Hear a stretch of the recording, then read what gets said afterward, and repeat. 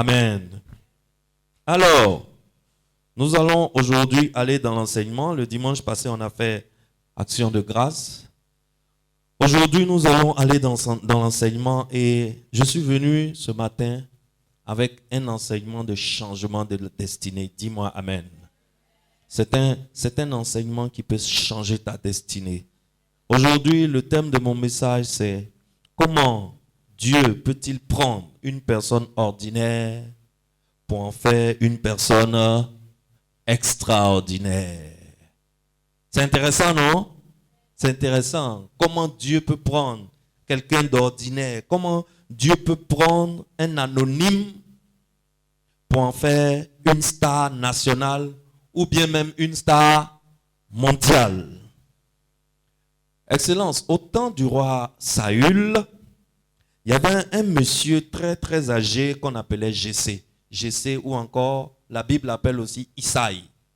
Isaïe, ou bien en français on dit Jessé, en hébreu on dit Isaïe, n'est-ce pas? Et ce monsieur très âgé, il avait 8 garçons. Il avait 8 fils. Les 3 premiers fils s'appelaient Eliab, Abinadab et Shama. Et c'était de solides gaillards, beaux, imposants. Et c'est tout naturellement qu'ils sont devenus des militaires dans l'armée de Saül, n'est-ce pas? Parce qu'ils avaient le physique du métier. Quand tu les vois même là, tu sais que ceux-là, le seul travail qu'ils peuvent faire dans leur vie là, c'est quoi? C'est militaire, n'est-ce pas? Et le plus jeune de ces 8 garçons, son nom c'était David. David était le plus petit des 8 fils. Et David, il était un peu frêle là. Hein? Et son rôle, c'était tout simplement de garder les moutons de son papa. Sans plus. Lui, tout ce qu'on lui a donné comme travail, il n'a pas un physique de militaire. Est-ce que tu vois? Il n'est pas imposant comme ses frères. Il n'a pas la stature de ses frères. Donc lui, son travail, c'est d'aller au désert avec les moutons, pour rester avec les moutons, pour garder les moutons.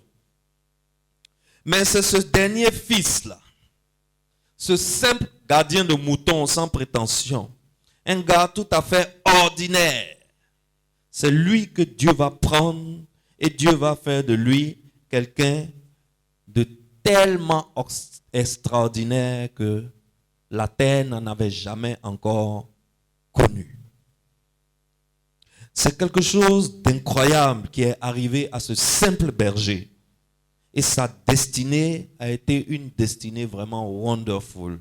Et c'est de ça que je veux qu'on parle ce matin. Je crois que ce que Dieu va faire pour toi aujourd'hui, pour toi qui m'écoutes ce matin, c'est qu'il va faire de toi quelqu'un d'extraordinaire. Dis-moi Amen. Dis-moi Amen. Saül a été le premier roi d'Israël, mais Saül passait son temps à désobéir à Dieu. Il allait de désobéissance en désobéissance. Mais un jour, ça a été la goutte d'eau qui a fait déborder le vase. Dieu l'a envoyé pour exterminer les Amalécites. Et Dieu lui a bien dit, si tu vas exterminer les Amalécites, tue-les jusqu'au dernier. Et parce que Dieu, dans sa sagesse, il sait pourquoi il a dit tue les Amalécites jusqu'au dernier. Ce que Dieu voit, toi tu ne vois pas. Ce que Dieu sait, toi tu ne sais pas. L'homme qui voit plus loin que toi dit tue tous les Amalécites jusqu'au dernier. Saül a oublié qu'il est juste un instrument que Dieu utilise pour réaliser son plan éternel. Saül a oublié que l'homme n'est qu'une simple étoile filante. L'homme est comme une étoile filante. Notre temps est très bref. Donc, si Dieu, dans son plan éternel, nous donne une petite place, normalement, on doit se sentir privilégié. Et puis, ce que Dieu dit, on fait exactement ce que Dieu dit, n'est-ce pas? Malheureusement, Saül n'avait pas cette révélation. Il a trouvé que Dieu n'était pas assez sage. Et le plan de Dieu n'était pas au point. Tu vois, non, genre, le plan de Dieu, c'est bon, mais ce n'est pas parfait. Donc, Saül est parti, il a exécuté le plan de Dieu, mais vers la fin, il a modifié un peu. Dieu dit, tue tous les Amalécites jusqu'au dernier. Saül, il est parti, il a tué tous les Amalécites, mais il dit, le roi des Amalécites, là, on n'a qu'à l'épargner. Est-ce que c'est ce que Dieu a dit? Est-ce que c'est ce que Dieu a dit? Dieu n'a pas dit ça. Alors, cette désobéissance a été la goutte d'eau de trop. Quand Dieu a vu ça, Dieu dit, c'est bon. Ma patience envers Saül, ça suffit. Et Dieu a enlevé son onction qui était sur Saül. Et l'onction de Dieu cherchait maintenant un autre oint en Israël pour se poser sur lui. Je prie que tu n'expérimentes jamais cette situation où Dieu enlève son onction sur toi. Que ça ne t'arrive jamais. Ma prière, c'est que ce matin, tu sois l'élu que Dieu cherche. Celui sur qui il veut poser son onction. Alors Dieu envoie son prophète. Il envoie le prophète Samuel dans la maison de Jessé, celui dont je vous ai parlé tout à l'heure, qui a 8 fils. Et il lui dit, va dans la maison de Jessé. Il y a un des fils de Jessé que mon esprit a choisi. Mets mon onction sur lui. Samuel, après avoir bavardé, parce que Samuel n'était pas d'accord pour que Dieu enlève son onction sur Saül, il a supplié Dieu, il a fait sacrifice, il a tout fait. Et vous savez ce que Samuel a fait? Le roi que Saül n'a pas tué là, Samuel même est parti le tuer à la place de Saül. Tout ça pour demander pardon à Dieu. Mais Dieu dit, pas question. J'ai enlevé. Va dans la maison de Jessé. Trouve-moi un oint. Samuel, il n'en pouvait plus. Il est obligé de faire ce que Dieu dit. Il rentre dans la maison de Jessé. Il y a 8 garçons. Quand il rentre dans la maison en même temps, il y a l'un des garçons qui venait. Joli garçon sans produit ghanéen. Jolis cheveux noirs, barbe bien fournie, grande taille, épaules carrées, les bras bien musclés, les jambes bien galbées. Solide garçon. Et puis il marche. Et puis Samuel le voit. Samuel dit, ça, c'est le roi d'Israël. L'Esprit de Dieu vient dans le ventre de Samuel, dit, ce n'est pas lui. Je ne l'ai pas choisi. Vous les hommes, vous regardez à l'apparence. Mais moi, Dieu, je sonde les cœurs. Et on fait défiler tous les autres garçons, tous les 6 autres garçons devant Samuel.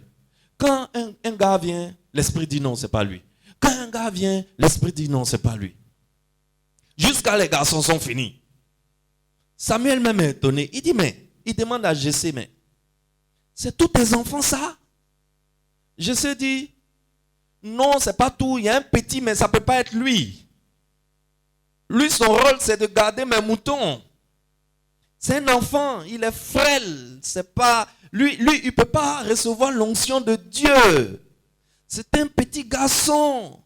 Samuel dit, allez me le chercher. Et on va chercher David. David vient. Et dès que Samuel le voit, là, l'Esprit dit à Samuel, c'est lui. Le gardien de moutons. Le petit garçon frêle là. Il ne sent pas bon. Quelqu'un qui garde les moutons, il y a odeur de mouton là sur lui. Il y a les poils de mouton là dans ses cheveux. Ses habits même là. Souvent il y a couleur de mouton qui tache un peu ses habits. Et puis au désert là-bas, il n'y a pas trop de l'eau. Donc il ne se lave pas souvent. Tu vois, non? Donc pour son papa, il n'a pas le profil. Excellence, cette année, quelqu'un dira que tu n'as pas le profil. Mais dans le nom puissant de Jésus, l'onction de Dieu va te repérer. Et l'onction de Dieu va te faire asseoir quelque part où toi-même tu sais que tu n'as pas le profil. Mais que tu es assis ici par la grâce du Dieu très haut. Et tu seras en train de chanter. Chantons Ebenezer. Pourquoi? Parce que c'est le secours de Dieu qui t'a mis à cet endroit. Tu ne l'as pas mérité. Tu n'as pas le profil. Mais le secours de Dieu t'a repéré. Et le secours de Dieu t'a positionné. Et David rentre dans la maison avec odeur de mouton. Quelqu'un qui suit les moutons, il y a un chien aussi souvent. Et les chiens l'aident à garder les moutons. Donc, odeur de chien aussi est mélangé à odeur de mouton. Donc, poil de chien et puis poil de mouton. Sur ses vêtements, sur son corps, au désert, ça sent pas bon. Mais pendant ce temps, il y a les jolis garçons sans produit ghanéen, bien costauds. Dieu dit c'est pas eux. Dieu dit c'est l'homme qui n'a pas le profil là. C'est lui que je veux. Et Samuel dit à David, mets-toi à genoux. David se met à genoux. Et Samuel met l'huile sur sa tête. Mais à partir de ce jour où Samuel a oint David au milieu de ses frères, David n'était plus le même homme. Déjà, David n'était plus un homme ordinaire. Parce que l'onction de Dieu est sur sa vie. À partir de ce moment, tout ce qui arrive dans la vie de David est orchestré directement par le ciel. C'est le ciel qui orchestre, qui manipule, qui est derrière la scène pour tous les événements qui se passent dans sa vie. Il y a le ciel derrière. C'est ça, on dit Dieu est au contrôle. Dans sa vie, Dieu est au contrôle. Il n'arrive rien de hasard dans la vie de David à partir de ce moment. Ma prière est que l'Esprit de Dieu Tout-Puissant, Créateur des cieux et de la terre, te saisisse maintenant. Et que le ciel oriente tes pas. Dis-moi Amen. Que Dieu fasse de toi un homme extraordinaire. Que Dieu te positionne dans cette nation. Que Dieu te mette au large dans ta famille. Que Dieu te distingue dans cette génération. Dis-moi Amen. L'onction de Dieu est le gage, c'est la garantie de ce que Dieu veut faire pour toi. Dès que tu as son Saint-Esprit sur toi, sache que tout ce que Dieu t'a promis, tout ce que les prophètes ont prophétisé sur ta vie, c'est déjà acquis. Dis-moi Amen. Alors ce matin, notre texte biblique sur lequel nous allons nous baser est dans 1 Samuel 17. Nous allons lire la version Semeur. 1 Samuel 17, 4 à 10. La version Semeur. Je lis pour toi. Alors, un champion sortit du camp des Philistins et s'avança vers Israël. C'était un géant mesurant près de 3 mètres, nommé Goliath, originaire de Gath. Il était revêtu d'un casque de bronze et d'une cuirasse à écailles en bronze pesant une 60aine de kilos. Ses jambes étaient protégées par des plaques de bronze et il portait en bandoulière sur ses épaules un javelot de bronze. Le bois de sa lance avait la grosseur d'un cylindre de métier à tisser. Le fer de lance à lui seul pesait près de 7 kilos. Il était précédé d'un homme qui portait son bouclier. Il se campa face aux troupes israélites et leur cria: pourquoi êtes-vous rangés en ordre de combat? Moi, je suis le Philistin, et vous, les esclaves de Saül. Choisissez parmi vous un homme qu'il m'affronte en combat singulier. S'il peut me battre et qu'il me tue, alors nous vous serons assujettis. Mais si c'est moi le vainqueur, et si je le tue, c'est vous qui serez assujettis, vous et vous serez nos esclaves. Puis il ajouta: je lance aujourd'hui ce défi à l'armée d'Israël. Envoyez-moi un homme et nous nous affronterons en combat singulier. Seigneur, ta parole est vérité. Ta parole est puissance. Que la vérité et la puissance qui se trouvent dans ta parole deviennent notre partage ce matin dans le nom puissant de Jésus. Amen. Alors imagine que tu fais partie de cette armée de Saül. Tu es dans l'armée et voici un monstre comme ça qui apparaît devant vous. Et il vous insulte comme du poisson pourri. Et il vous dit, je cherche parmi vous quelqu'un qui est capable de venir me battre. Quelle sera ta réaction? Regarde la description que la Bible même fait du gars. La Bible dit que c'est un géant. C'est-à-dire sa taille, sa forme, sa voix même. Quand il crie, quand tu entends le cri de sa voix, tu sais que ouais, ça c'est un homme de guerre. N'est-ce pas? Ce n'est pas un simple militaire, mais c'est un guerrier. Les trois grands frères de David, ils sont engagés sur le champ de bataille, dans l'armée de Saül. Et voilà, chaque matin, chaque soir, ce monstre philistin, il vient se tenir devant l'armée d'Israël et il insulte copieusement toute une nation. C'est comme nous les Ivoiriens, un gars se met à la frontière du Ghana, à Elibou, et puis il dit, vous les Ivoiriens là, vous tous, vos maudiards. Celui qui n'est pas content, il n'a qu'à traverser la frontière là pour venir me frapper. Mais s'il m'a battu, moi et tout mon peuple, on sera votre esclave, vos esclaves. Mais si moi il les battra, vous tous les Ivoiriens là, vous les maudiards là, vous deviendrez nos esclaves. Imagine. Tu sais, quand tu lis les histoires dans la Bible, quand tu ne rentres pas dans l'histoire, tu ne peux pas comprendre ce que la Bible est en train de te dire. Tu dois essayer de rentrer dans l'histoire. Tu dois essayer de te mettre à la place de celui qui est en train de vivre l'histoire pour comprendre. Regardez la foutaise. Regardez l'injure. Et ça a duré pendant 40 jours. Pendant 40 jours, le Mogol, il est là, il insulte les gens. Et il n'y avait aucun changement sur le champ de bataille parce que quand le gars monte pour lancer le défi comme ça, il n'y a personne en Israël pour répondre à un tel défi. La Bible dit que quand le gars là vient et il rugit, toute l'armée était démoralisée et la peur s'emparait d'eux. Tous les Eliab, les grands frères de David, jolis garçons sans produit ghanéen, là, bien costauds là, ils étaient là mais ils mouillaient. Personne ne pouvait monter sur le champ de bataille. Et ce jour-là, un matin, le père de David, il appelle son fils du champ. Il dit, quitte les moutons là un peu, viens, je vais t'envoyer. Et David vient, vous connaissez déjà son odeur, n'est-ce pas? Et son papa lui donne de la nourriture. Et lui dit, va donner de la nourriture fraîche à tes trois grands frères qui sont à la guerre. Hein? Vous savez que manger des militaires là, c'est un peu difficile. L'armée même est difficile. Donc manger de l'armée aussi c'est compliqué. Voilà. Donc quand tu as ton enfant dans l'armée, de temps en temps tu fais un petit panier. Hein? Tu prépares bien les vraies sauces gonnes avec les kosrongbor là. Les trucs, les escargots là. Un peu pour aller lui donner quoi. Hein? Il n'y a qu'à manger un peu. Donc le papa de David, il a fait bon sauce graine, hein, les kosrongbor, les kessia.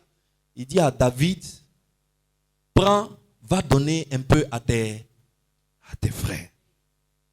Et David, le petit, il arrive sur le champ de bataille, il donne la nourriture à ses frères. Et voilà le géant qui apparaît encore. Et le géant qui se met à insulter encore Israël et le Dieu d'Israël. Le petit David dit, mais qu'est-ce donc que cet incirconcis de Philistin pour oser insulter l'armée du Dieu vivant? Son grand frère Eliab a entendu. Il dit, mais il était en colère. Il dit, petit prétentieux là, tu viens faire quoi ici? Qui t'a appelé dans cette affaire-là? Qui t'a appelé ici? Tu as laissé nos moutons là-bas pour venir te mêler de ce qui ne te regarde pas?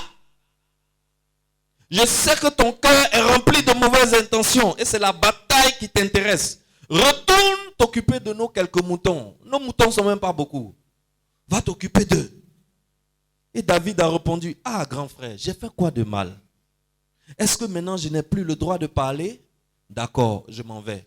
Et il a donné d'eau et il est parti vers d'autres soldats. Et les soldats là ont rapporté au roi que il y a un petit ici là façon il parle là. Et petit l'a dit, lui, petit philistin là. Hein? Le roi a dit, ah bon? Faites-moi venir le petit. On fait venir le petit. Le roi se rend compte que c'est son gars qui lui joue la musique. Ah, tu ne savais pas que David était le musicien personnel de Saül. Tout à l'heure, je vais t'expliquer comment Dieu travaille. Je vais t'expliquer quelque chose tout à l'heure. Et Saül se rend compte que c'est son petit musicien. Et il décourage David. Il dit, mais petit, tu n'es qu'un gamin. Alors que le gars là, depuis sa jeunesse jusqu'à aujourd'hui, il ne fait que la guerre et il n'a jamais perdu une seule bataille. Ce n'est pas toi, un petit comme ça, qui va venir briser son record. Maman, dis-moi, si David était ton fils, tu allais lui dire quoi? Quel conseil tu allais lui donner? Que quelqu'un dise après moi, l'élévation divine. L'élévation divine. Excellence, quand Dieu veut t'élever, c'est quelque chose. Hein? Quand Dieu veut t'élever là, ce n'est plus toi. C'est le ciel qui travaille pour toi. N'est-ce pas? Alors, quand tu lis 1 Samuel chapitre 16, je vais te montrer comment David est devenu le musicien du roi. En 1 Samuel chapitre 16, on apprend que David, non seulement il était berger, mais il était aussi un très bon pianiste, comme les Jaurès là. En ce temps-là, on ne disait pas piano, on disait la harpe. La harpe, c'est l'ancêtre du piano. Donc, David, il avait un talent de bon musicien. Et quand Dieu a retiré son onction de Saül pour mettre son onction sur David, il fallait que d'une façon ou d'une autre, David soit connecté au palais.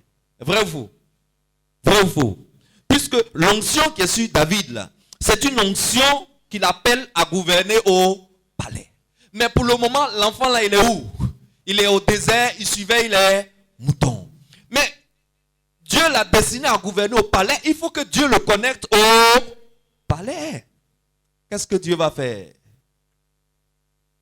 Dieu envoie un démon pour persécuter Saül.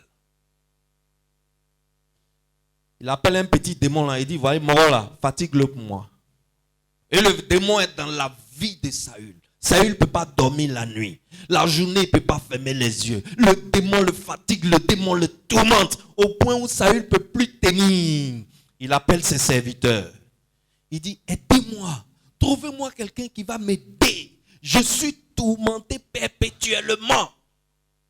Et il y a un de ses serviteurs qui dit, mon roi, pendant que le démon te tourmente là, s'il y a quelqu'un à côté de toi qui joue de la bonne musique, la musique là, ça peut te calmer. La musique là, ça peut te calmer. Alors, David est un excellent musicien. Mais est-ce que c'est David qui est le seul musicien en Israël? Est-ce qu'il est le seul musicien en Israël? Non. Mais comme c'est Dieu qui est derrière la scène, comme c'est Dieu qui manipule les événements, et Dieu a besoin de positionner David quelque part dans son plan éternel, Dieu va faire en sorte que le nom de David soit cité là-bas, au palais. Dieu va faire de telle sorte que ton nom soit cité quelque part. Ton nom sera cité quelque part cette semaine. C'est comme ça Dieu travaille. Et à votre avis, on cherche un musicien pour calmer le roi. Qui va-t-on trouver? Dans tout Israël, là, on va trouver qui? On va trouver celui que Dieu a préparé pour cette mission. Donc, il y a l'un des serviteurs de Saül qui lui dit, moi je connais l'un des fils de Jessé qui joue bien à la harpe. Je vais l'envoyer et quand il va jouer sa musique, toi tu seras calmé. Voilà comment David rentre au palais.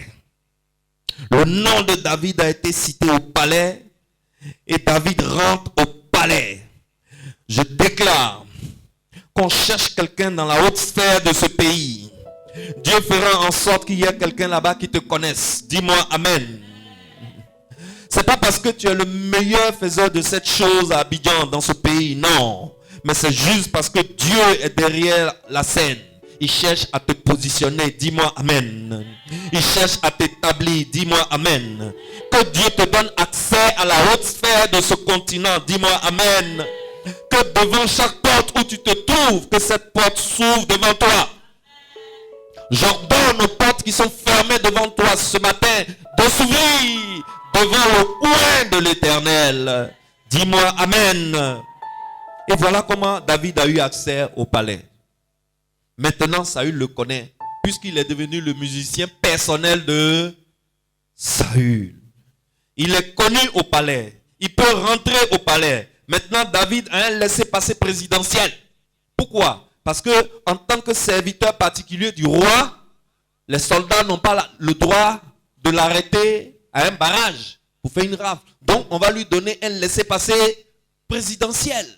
Parce qu'il est devenu le musicien du roi. Il a un badge qui lui permet de rentrer au palais à tout moment. Il a même un passeport diplomatique. Parce que chaque fois que Saül doit voyager, il faut que David soit à côté. Parce qu'au cas où le démon, ça va tourmenter David là-bas. Et ça va tourmenter Saül là-bas. Qu'est-ce qu'il faut? Il faut la musique de David pour le calmer. Donc, depuis que l'onction de Dieu est passée sur la vie de David, tu vois qu'il ne se passe que des choses extraordinaires dans la vie de ce jeune homme. De simple gardien de moutons, il est devenu le musicien particulier du chef de l'État. Simple gardien de moutons. Il est l'homme que le roi convoque lorsqu'il est tourmenté. Il est connu au palais désormais. Joe, pour un simple berger, c'est quand même énorme, n'est-ce pas? Pour un simple berger, être connu au palais présidentiel, c'est quand même un bon fantastique. Abidjan, on dit c'est un bim, n'est-ce pas? Il a fait un bim. Il a fait un bim, n'est-ce pas? Souvent même à Abidjan, on dit il a percé. Souvent même percé les petits, on dit il a déchiré. Il a déchiré. Mais pour Dieu, ce n'était que le début. Pour Dieu, ce n'était que le début. David, il n'est connu qu'au palais. C'est au palais présidentiel qu'on le connaît. Mais pour Dieu, ce n'est pas suffisant qu'on connaisse David seulement au palais présidentiel. Il faut que David soit connu du grand public. Alors Dieu, il va maintenant afficher David publiquement. Alors, Excellence, est-ce que tu vois comment Dieu travaille? Est-ce que tu vois comment Dieu travaille? C'est pas toi qui fais. C'est pas toi qui fais. Quand on dit sois reconnaissant en Dieu pour toutes choses et en toutes choses là, ça veut dire c'est pas toi qui fais. Tout ce dont tu as besoin, c'est de son onction. Le reste là, il s'en charge. Toi, tu te réveilles le matin et puis tu constates. Tu constates les bims dans ta vie. Tu es là et puis tu vas de bim en bim. C'est ce que nous on appelle de gloire en gloire. David, de gardien de moutons, est désormais le musicien personnel du chef de l'État. Pour David, il est arrivé. Parce que maintenant, il a badge pour entrer au palais présidentiel. Mais pour Dieu, ce n'était que le commencement. Dieu va afficher, il va chercher maintenant à afficher David publiquement. Je pensais que quelqu'un allait me dire, ça me concerne. Dieu va t'afficher en public, fils de Dieu.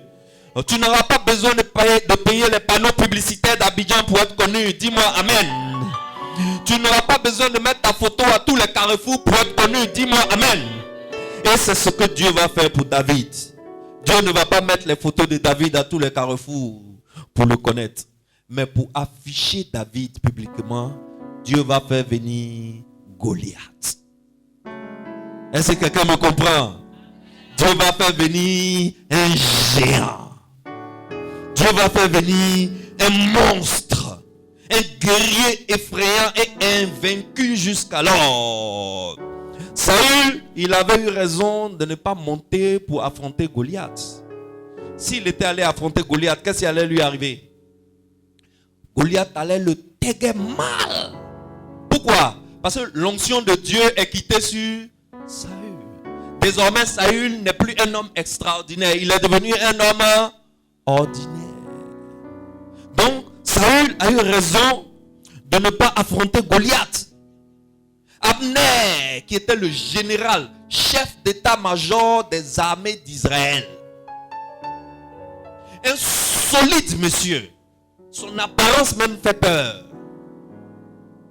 Abner n'a pas répondu au défi de Goliath. Même Abner a eu peur du défi de Goliath.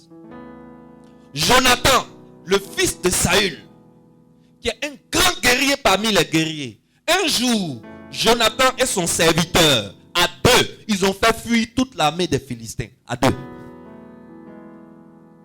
Et quand ils ont fait fuir toute l'armée des Philistins, quand l'armée de Saül a vu que les Philistins sont en train de fuir devant Jonathan et son serviteur, c'est là l'armée est venue en renfort de Jonathan. Mais c'est Jonathan qui avait réussi à faire fuir toute l'armée. Même Jonathan était là. Mais Jonathan n'a pas répondu au défi de Goliath. Pourquoi Jonathan n'a pas répondu au défi de Goliath? Parce que ce n'était pas son temps. Ce n'était pas sa saison.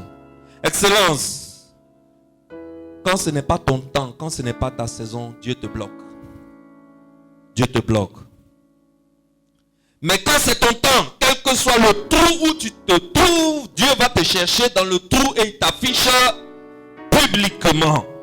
Je veux dire à quelqu'un, maintenant c'est ton temps. C'est maintenant ton temps que Dieu t'affiche en public.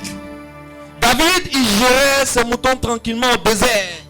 Son papa l'appelle, son papa l'envoie pour envoyer des provisions à ses grands frères. Pense que ce soit par hasard, que ce soit David que son papa envoie. Je vous avais dit que le gars a combien de fils? 8 fils. Il y a 3 qui sont à l'armée. Donc, en temps normal, il y a combien à la maison? 5 à la maison. Pourquoi c'est David qu'on envoie? Excellence.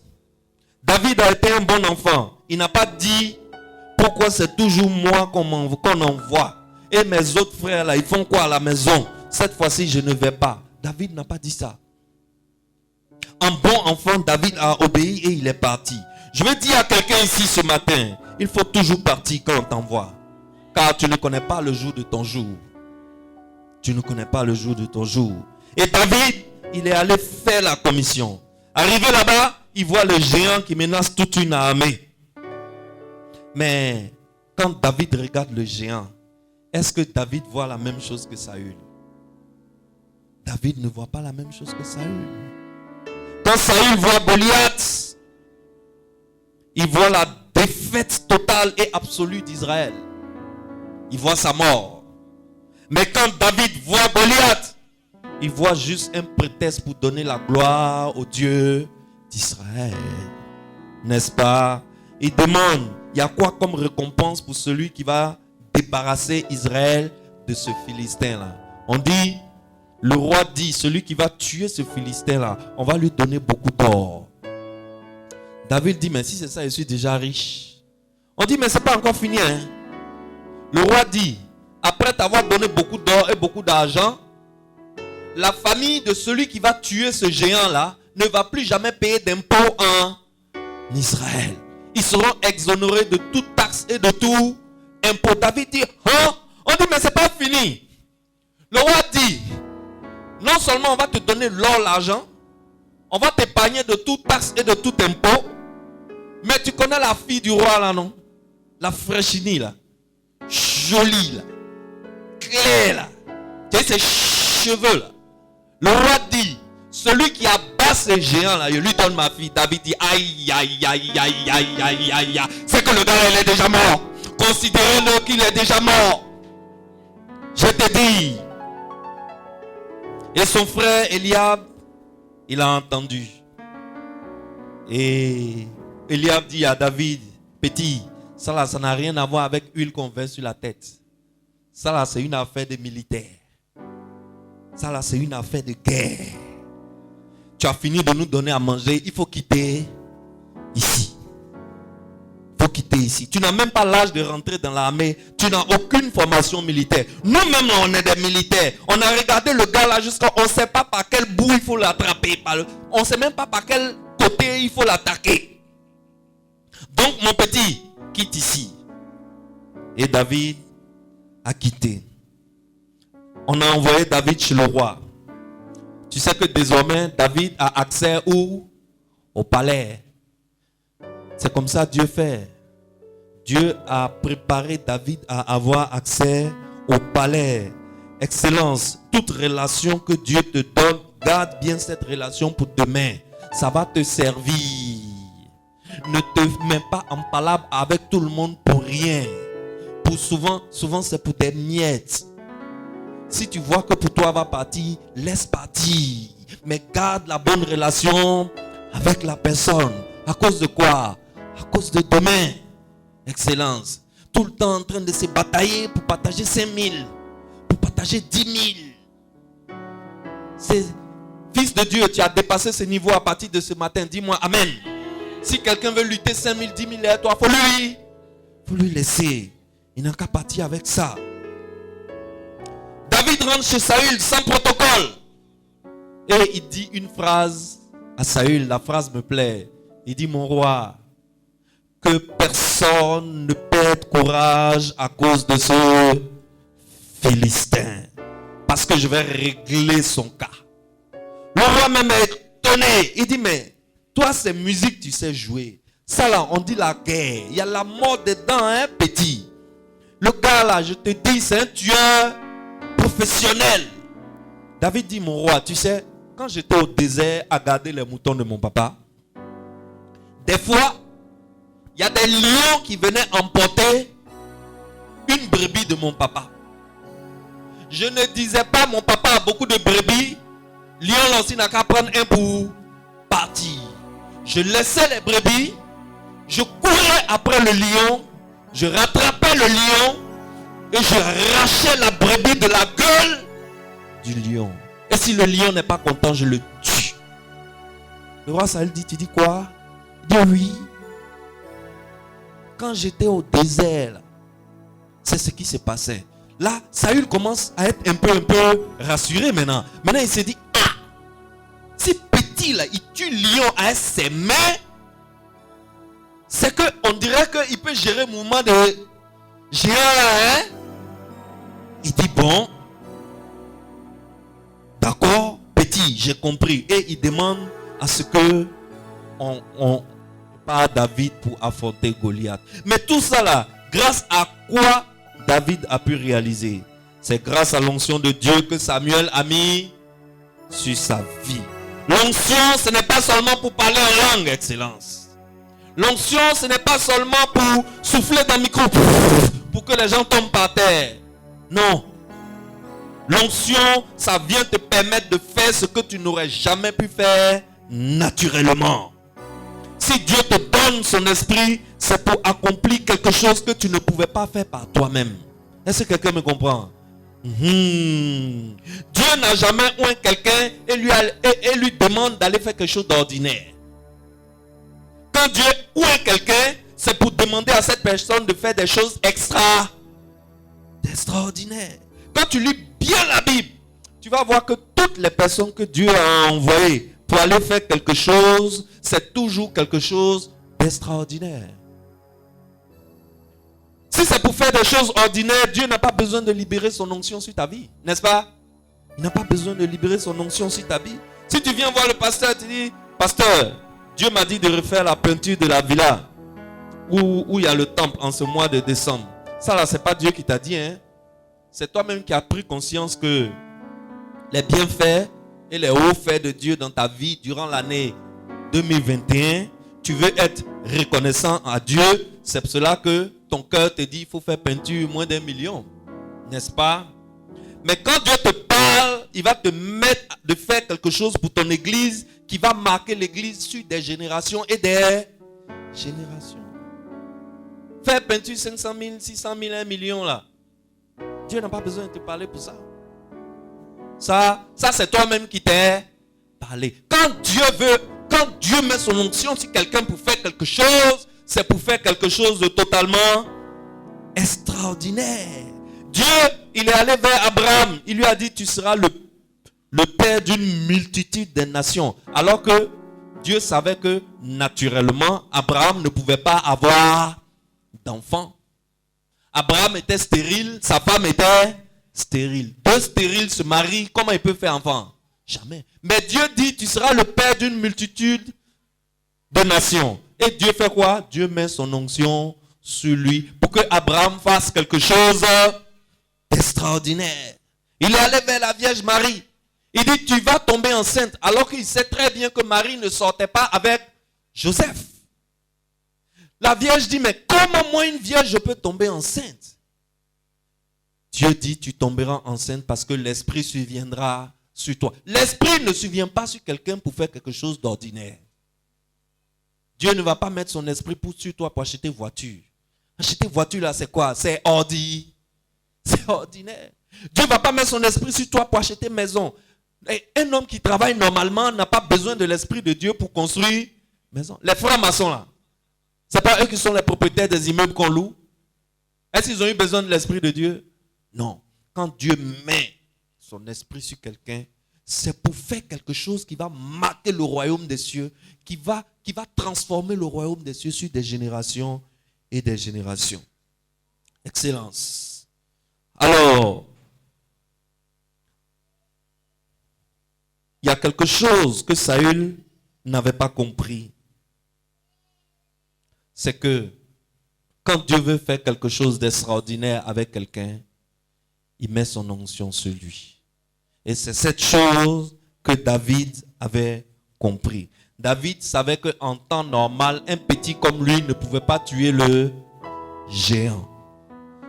Il est impossible, David face à Goliath, que David abatte Goliath. C'est impossible. Sauf avec l'onction de Dieu. Avec l'onction de Dieu, excellence. Là où tu vas arriver cette année, l'œil n'a point vu et l'oreille n'a point entendu. Donne-moi un bon amen. Les grandes choses que tu vas faire cette année, tu vas le faire avec l'aide de Dieu. À la fin de l'année, tu vas regarder en arrière et tu vas voir ce que toi-même tu as fait et tu ne croiras pas. Dis-moi amen. Et tu vas commencer à chanter. Chantons. Ebenezer, la grâce infinie de Dieu. Souviens-toi, l'amour de Dieu. Et bénis le roi des rois. Chantons. Chantons.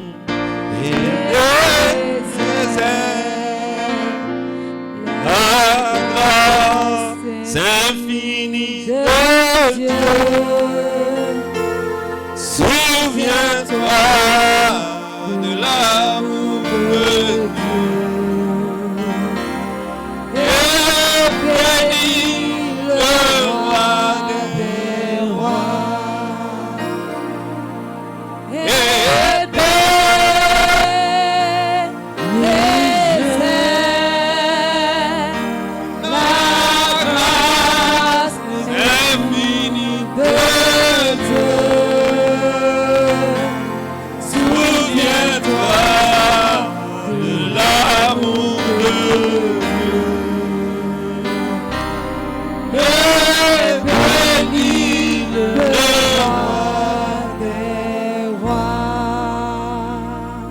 chant que tu chanteras à la fin de cette année.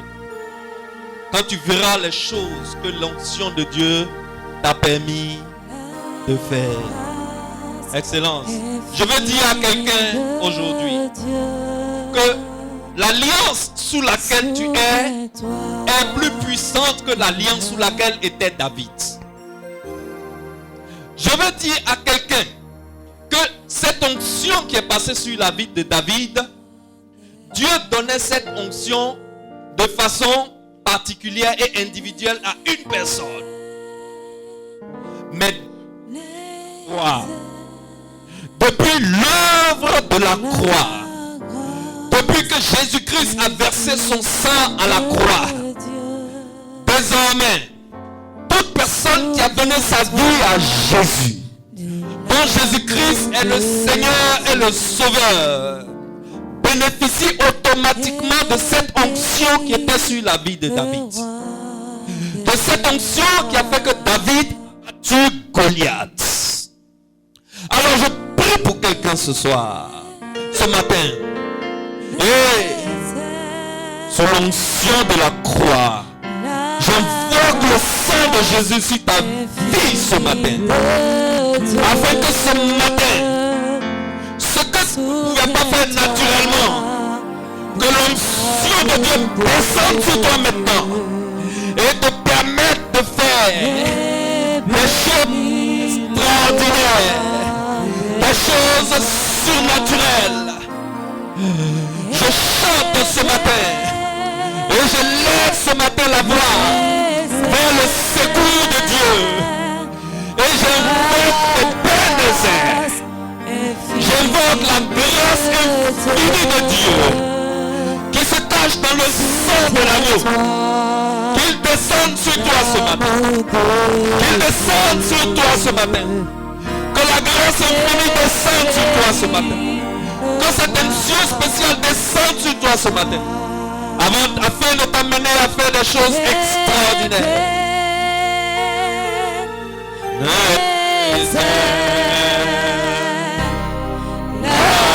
grâce infinie de Dieu. Souviens-toi de l'amour de Dieu.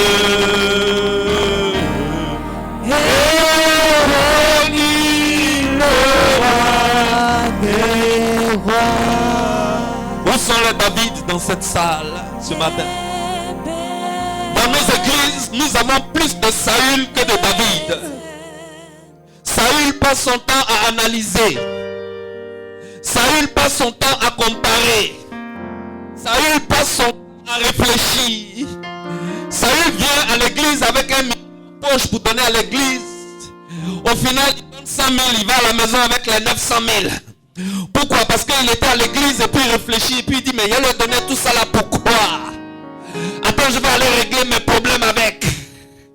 Les Saül analysent, les Saül calculent, les Saül réfléchissent, mais les David ne réfléchissent pas. Les David savent qu'ils sont ce qu'ils sont grâce à la grâce infinie de Dieu. Les David savent qu'ils peuvent faire des choses extraordinaires. Les David savent qu'ils peuvent faire bouger des montagnes.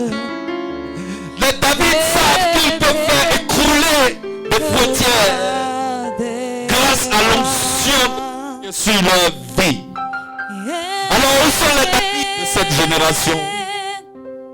Où sont les David de cette église? Dieu va t'afficher publiquement, David. Il est temps pour toi que Dieu t'affiche publiquement. C'est ton rendez-vous de la gloire maintenant, David. C'est ton rendez-vous de la gloire maintenant. Dieu va t'afficher publiquement. Et pour t'afficher publiquement, qu'est-ce que Dieu va faire? Dieu va envoyer un géant dans ta vie. Alors à partir de maintenant, ne considère plus le géant qui est dans ta vie comme ton ennemi. Le géant qui est dans ta vie est le facilitateur de ton élévation. Le géant dans ta vie est le facilitateur de ton élévation. Celui qui s'oppose à toi sur le chemin de ta destinée est le facilitateur de ton élévation. La montagne est sous ta route. La barrière qui est sous ta route, que tu n'arrives pas à sauter, c'est ton ami, ce n'est pas ton ennemi. Le géant dans ta vie est un facilitateur de ton élévation. Tout Goliath dans ta vie est un facilitateur de ton élévation. Excellence. Dieu a envoyé Goliath pour afficher David. Dieu a fait venir Goliath pour afficher David. Tout géant dans ta vie là pour ton élévation et pour ta gloire. Alors je déclare sur toi ce matin la grâce infinie de Dieu. Est-ce que nous pouvons chanter tous ensemble? Donnons-nous debout, chantons tous ensemble.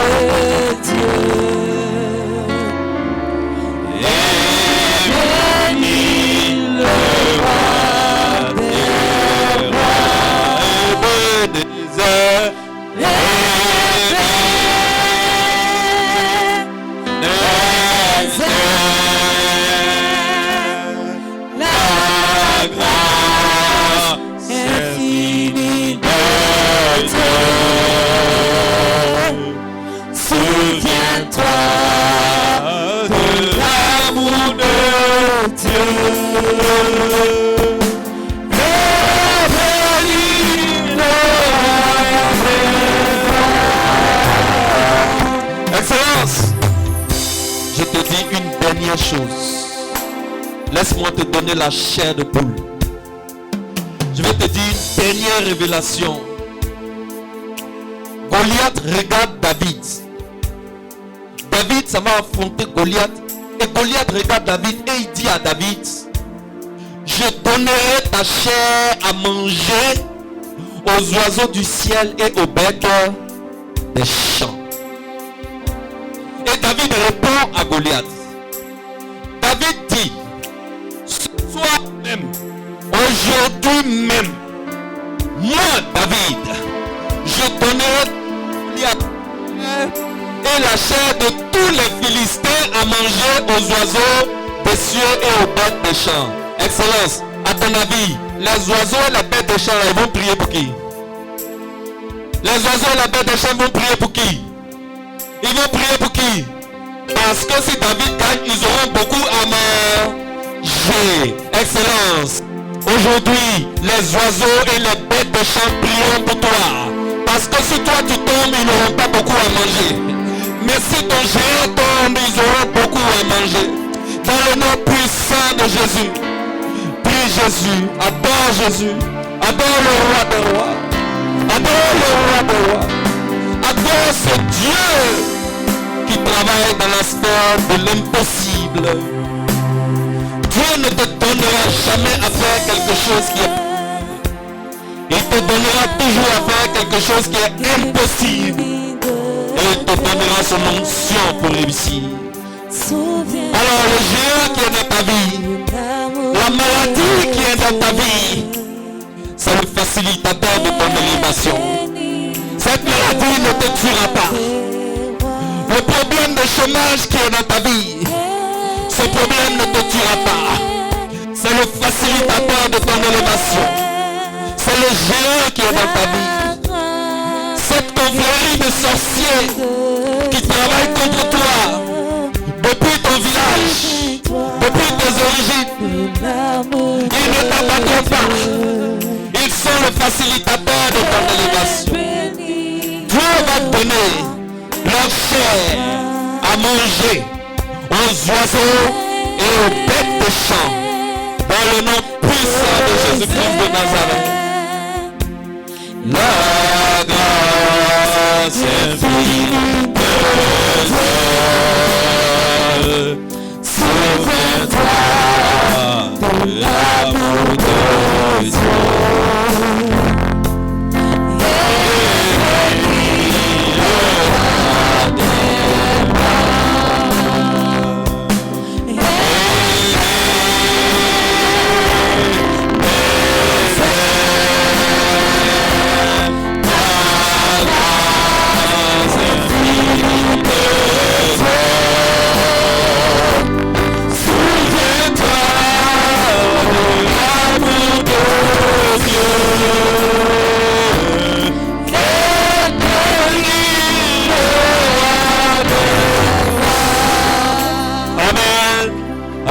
Acclamez pour ce Dieu, acclamez pour ce Dieu, acclamez pour ce Dieu tout puissant, le Dieu de l'impossible, le Dieu de l'impossible, le Dieu de l'impossible. Acclamez pour ce Dieu, louez ce Dieu, louez ce Dieu, louez ce Dieu. Faites monter Judas, faites monter Judas, faites monter Judas, faites Faites monter Judas en cette fin d'année. Faites monter Judas. Oh yes. Amen. Sur ce sans protocole, viens avec ton offrande. Viens avec ta deuxième offrande. C'est l'offrande que nous allons utiliser pour notre frère qui est en détresse. Donc, viens donner bien. Viens donner bien à notre frère. Viens donner bien. Sans protocole. Sans protocole. Sans protocole.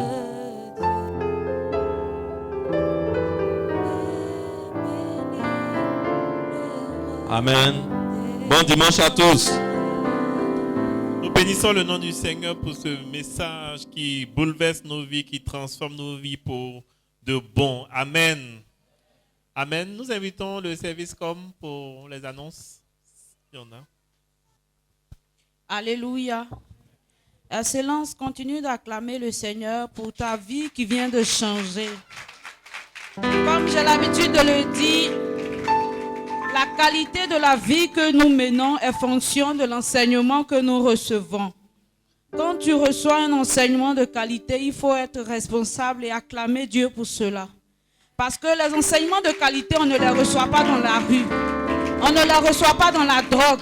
On les reçoit dans la main et dans la maison de Dieu. C'est un privilège pour nous de nous retrouver ici. Alors nous communiquons quelques annonces. Merci, s'il nous plaît, d'être un peu disposés parce que l'annonce est un peu longue. Alors, nous sommes à notre culte de dimanche qui se déroule chaque dimanche de 9h à 11h. Nous nous invitons tous à inviter les membres de nos familles. Ce genre d'enseignement, ce genre de changement, nous ne devons pas l'avoir seul. Nous devons l'avoir pour toute notre famille. Parce que quand nous sommes riches, nous seuls dans la famille, là, on va partager. L'argent sera toujours petit. Donc, voyez vos parents, vos familles, pour que tout le monde soit riche, pour que chacun ait son argent pour lui. Voilà. Donc, c'est ce qu'on va faire chaque dimanche. On va inviter nos amis, notre entourage. Voilà. Donc, voici les annonces de ce jour. Le dimanche 5 janvier. Alors, je rectifie. Nous allons avoir une réunion le dimanche 2 janvier 2022 à 17h au Temple Gloire. Sont conviés impérativement à cette réunion tous les pasteurs, tous les chefs de famille, le chef de réseau homme et son adjoint, le chef de réseau dame et son adjoint, le chef du réseau jeune homme et son adjoint, le chef du réseau jeune dame et son adjoint, les monitrices de l'école du dimanche, tout le service de communication. Le réseau dames est chargé de nous préparer un copieux repas à partager ce jour. Le pasteur Jules serait absent entre le 8 et le 14 décembre. Il sera en mission à Casablanca, au Maroc, pour la Maison de la Destinée Maghreb. Répète avec moi, grande grâce. Alors, le programme annuel phare de la Maison de la Destinée, chaque année, a son anniversaire de l'Église en décembre. Cette année-là, c'est du 14 au 19 décembre 2021. Ce n'est pas le 14 et le 19, mais c'est du 14 au 19. Les invités sont le docteur Job Moukadi, un Congolais naturalisé britannique, écrivain et organisateur de conférences bibliques partout dans le monde. Le dimanche 19 décembre, nous irons faire un culte au siège. Donc ce dimanche-là, il n'y aura pas de culte ici. Tout le monde va se retrouver au siège. On vous donnera l'heure exacte plus tard. Voici nos programmes ici au Temple Gloire. Tous les mercredis, il y a Family Time de 19h à 20h30. Et le vendredi, il y a atmosphère de prière de 19h à 20h. Nous invitons Papa Adia pour... Alors, Pasteur Jacques pour la prière finale. Alléluia. Le MC va passer à la fin. Tout à l'heure, après la prière finale de MC, je vais recevoir tous les chefs de famille, le frère Régis et le frère Freddy pour une petite réunion. Vu que le pasteur Jacques m'a demandé de prier pour la fin, je vais le faire. Prions le Seigneur. Père éternel, nous te disons merci, car il y a d'abondantes joies dans ta maison. Et nous avons vu toutes les bonnes choses que tu prépares pour chacun et chacune de nous. Nous prions, Seigneur, que ta parole produise en nous du fruit et que ce fruit-là soit manifeste et révélé à la lumière de nos frères et de nos sœurs, de Bingerville et de toute l'humanité. Accompagne chacun de nous dans sa maison et que ta paix demeure avec nous maintenant et à jamais au nom de Jésus-Christ. Amen. Nous avons fini notre célébration. On se salue fraternellement et on dit bon dimanche à chacun de nous. Amen.